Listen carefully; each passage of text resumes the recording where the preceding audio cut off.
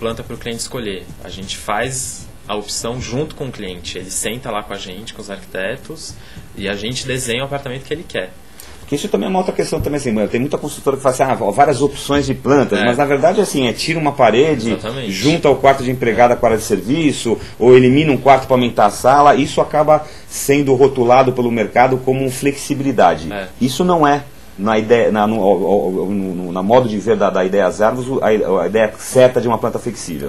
Isso já é um avanço, né? Perto do que existe antes já é um avanço, mas a gente acha que pode ir muito mais longe. A gente consegue fazer isso porque os nossos prédios são pequenos, a maioria tem 10, 15 apartamentos, então dá pra gente ter esse contato direto com o cliente e executar quase um apartamento diferente do outro, né?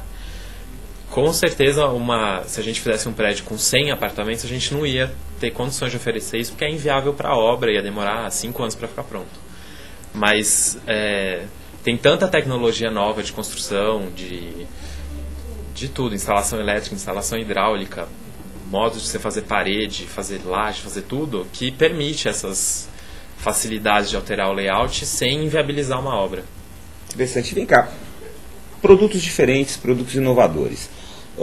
Vocês costumam trabalhar com pesquisas para verificar quais são as necessidades do consumidor, ou para pré-teste, de repente, de um produto, de uma planta? Como é que funciona a questão da pesquisa dentro da ideia às árvores? O que a gente faz muito é a gente tá atento a tudo que está sendo feito no mercado, e como a gente tem esse contato muito próximo com o nosso consumidor final, que é quem vai morar lá mesmo, a gente leva muito em consideração o que eles falam para a gente, né? Então, por exemplo, a maioria, no caso dos residenciais, não faz questão de ter piscina, academia, salão de festas, essas coisas todas dentro do prédio. Então é uma coisa que a gente eliminou. Em alguns prédios tem, a maioria não tem. E essa necessidade de... Assim, o layout interno do apartamento também é uma coisa que a gente resolveu deixar aberto, porque como o público é muito diferente, não faz sentido a gente limitar uma planta específica. Assim, então... Agora, isso, você constrói um prédio aí, que você falou, de 10 a 15 andares, com plantas total, completa, absolutamente flexíveis. Ou seja, você vai ter 10 a 15 apartamentos totalmente diferentes entre si. Mas o perfil desse morador, ele é semelhante? É semelhante, eu acho que mais assim, na bagagem cultural que a pessoa tem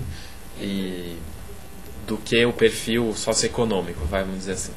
Tem, por exemplo, no mesmo prédio a gente tem aposentado, tem casal com filho, tem gente solteira, porque no mesmo prédio a gente também faz unidades com áreas diferentes. Então a gente tem uma unidade de 200 metros quadrados, tem uma de 80, tem uma de 600.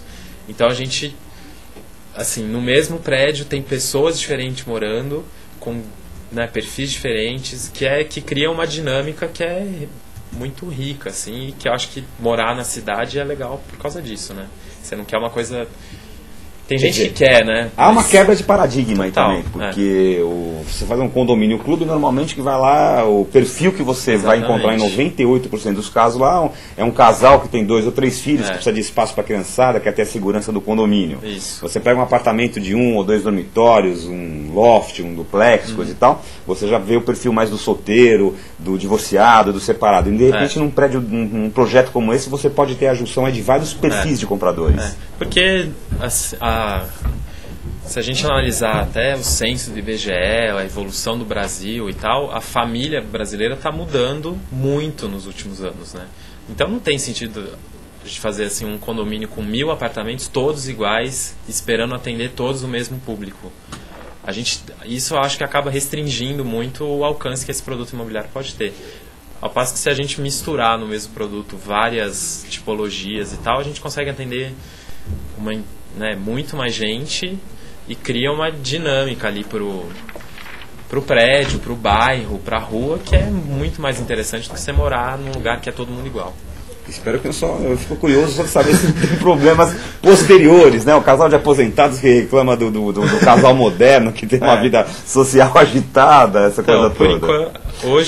Até hoje a gente não teve problema assim, entre brigas de vizinhos a gente nunca teve. A gente já está com 3 prédios prontos, um deles já tem 3 anos e está sendo bem tranquilo a convivência entre os vizinhos, assim, porque é um pessoal... São pessoas que têm afinidades, digamos, socioeconômica-culturais. Exatamente. Apesar de estilos de vida diferentes. Exatamente. Gosta sei lá, gosta de música ou faz um jantar e convida todo mundo. É um tipo diferente. Um assim, tipo especial de consumidor. Exatamente. Caetano, como é que está o nosso chat? Tem perguntas aí para o nosso convidado Guilherme? Tem perguntas, sim, Gilberto. Bom, primeiro bom dia, Guilherme. Obrigado por aceitar nosso convite. Agradecendo aqui a participação do Silvio Torres, do Neto Palma, Falus Day, Lupan e o Jô Meyer, que estão conectados aqui no site, além do Thiago e da Camila. Guilherme, é o seguinte, olhando no site da Ideias Árvores, eu vi que tem um trecho ali onde vocês falam que apesar dos empreendimentos, dos projetos serem diferentes entre si, existem algumas, eu não sei se são semelhanças, mas a ideia é que as pessoas de longe percebam que os projetos são da Ideias Árvores, mesmo eles sendo diferentes entre si. E a pergunta da Camila eu acho que tem um pouco a ver com isso. Ela diz o seguinte: como fazer projetos completamente diferentes e ao mesmo tempo manter características em comum entre esses projetos para criar essa identidade própria? Quais são essas características comuns nos projetos da Ideias Árvores? Então, o que acontece assim, o briefing que a gente passa para os arquitetos é sempre muito definido e muito claro assim, no desenvolvimento desse produto que a gente espera.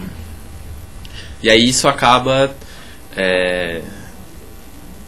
gerando essa identidade comum. Assim. E aí também tem as áreas dos terrenos são muito parecidas, o limite de altura, limite de gabaritos, recuos, essas coisas todas que são definidas pela legislação urbana de São Paulo, acabam também dando uma cara meio parecida para todos os prédios, apesar de serem todos de cada prédio de um arquiteto diferente.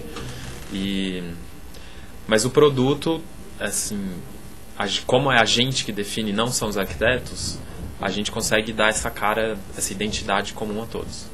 Mas tem alguma ainda aproveitando o gancho da pergunta da Camila, né? Tem alguma característica principal? Tem algumas coisas que estão sempre presentes nos nossos prédios, por exemplo, ampla luminosidade natural, ou pouco que nem você falou aí, você citou acho que agora há pouco, sempre poucos andares, ou terrenos enfim, tem alguma característica? Tem, todos a gente sempre pede para colocar abertura, bastante janela. As varandas a gente tem assim, uma área mínima, uma largura mínima de varanda que a gente sempre pede no caso dos residenciais. No caso dos comerciais a gente sempre tenta colocar uma área aberta, ou um jardim, ou um terraço para todos os escritórios.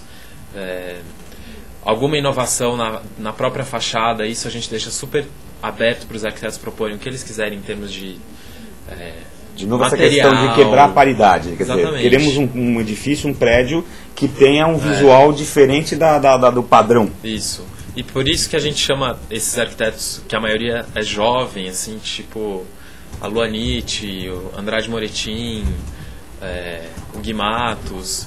São todos arquitetos assim, que eles já têm uma bagagem, todos já fizeram assim, muita casa, muita loja.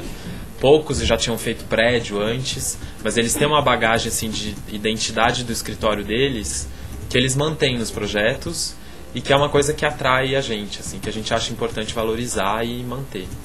É engraçado, eu já entrevistei, já tive a oportunidade de conversar, já entrevistei arquitetos, já tive a oportunidade de conversar com vários arquitetos, uma boa gama deles, né? Eles, assim, eles simplesmente odeiam o famoso velho bom e honesto estilo neoclássico, né, que eles dizem que é uma aberração numa cidade de São Paulo, que é uma padronização, uma cópia mal feita do que se tem no exterior, lá principalmente em Paris, etc e tal. Mas as construtoras se defendem dizendo que um prédio neoclássico cai no gosto do consumidor. O consumidor, na verdade, sonha com aquilo lá. Eu acho que é um pouco... É o que está sendo oferecido para todo mundo, então você acaba achando aquilo legal, né? Você não tem alternativa, na verdade. Você for procurar um apartamento, por exemplo, na Vila Nova Conceição, você quer um apartamento de 200 metros quadrados, você só vai achar neoclássico, não tem outra coisa. Então eu acho que é um pouco assim, medo de inovar, né? Em nenhum outro lugar do mundo, tirando a África, sei lá, e a Ásia, faz neoclássico. Só no Brasil faz neoclássico. Porque assim, a construção de um prédio neoclássico é mais barata do que de um prédio contemporâneo. Porque você pega aquelas sancas, que é tudo de isopor, gruda lá na fachada e dá aquela cara de um palacete do século XVI. E não tem nenhum sentido isso hoje em São Paulo. Os prédios neoclássicos, eles ficam, depois de 2 anos, eles estão todos sujos, feios. E dá essa questão... eu acho que é um pouco assim, como tudo...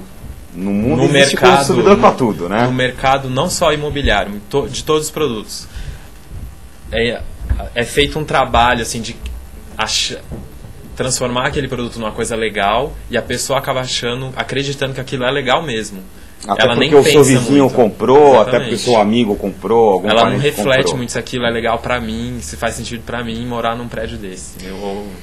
Agora, eu notei uma coisa um pouco comum aqui vendo o portfólio da Ideias Árvores, que é uma coisa que me chama a atenção. A maior parte dos projetos que eu vi, tanto vocês que têm prédios comerciais como prédios residenciais, a maior parte estão concentrados na Vila Madalena e nos arredores. Isso tem alguma razão? Tem. Uma porque a gente acha que aquele bairro aceitaria esses produtos inovadores mais facilmente do que se a gente fizesse nos Jardins, por exemplo. E uma porque lá também tem muito terreno ainda vazio. E não tem concorrência, né, na verdade. Por exemplo, na Vila Leopoldina, todas as incorporadoras estão lá. No Morumbi, todas também estão lá. Interlagos também.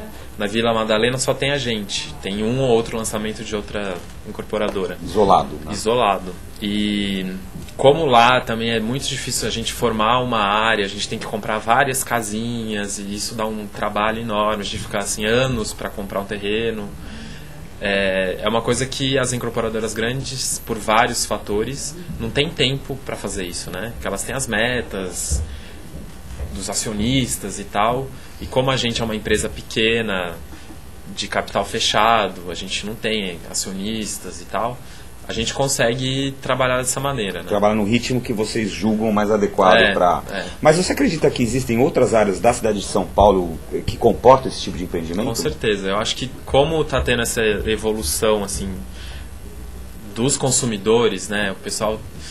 Acho que cada vez mais vai exigir um produto melhor em tudo, né? Desde computador até carro, inclusive apartamento. Tem espaço em outros bairros, com certeza. Acho que a cidade está mudando. Em São Paulo é uma cidade assim, que com certeza vai ficar cada vez mais rica e mais com mais prédio, vai melhorar. A cidade tem que melhorar, não pode piorar, né? Então acho que tem espaço, com certeza.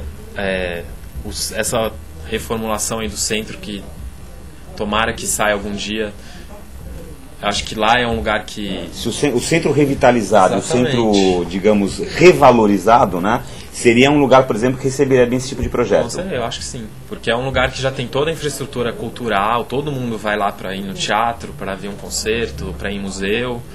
E por que não morar lá também? Que é o que acontece no mundo inteiro, né? Agora, em termos de estratégia, obviamente, a gente percebe o seguinte... as grandes construtoras, aí, as Cirelas, as Ivens, etc. e tal, elas estão... existem aquelas três grandes estratégias: estratégia de preço, estratégia de segmentação e estratégia de nicho. A gente percebe, obviamente, que essas grandes construtoras estão trabalhando na estratégia de preço, é a função delas, elas são empresas com ações abertas, com ação aberta em bolsa, tem que performar, atingir meta, cumprir objetivo, lançar tantos milhões de VGV num determinado ano. Então, elas caminham, logicamente, para grandes condomínios, para padronização, para escala, etc. e tal. Aí a gente tem a questão do segmento e a questão do nicho. Quer dizer, me parece que as Ideias Árvores pretende trabalhar muito nessa questão do nicho. São prédios altamente diferenciados com um tipo de consumidor diferenciado. Exatamente. A gente acha que é mais tranquilo, não tranquilo, né? Todo trabalho dá muito trabalho, mas a gente decidiu adotar essa postura de focar nesse nicho de um produto contemporâneo, que atenda esse anseio do consumidor, e está dando super certo.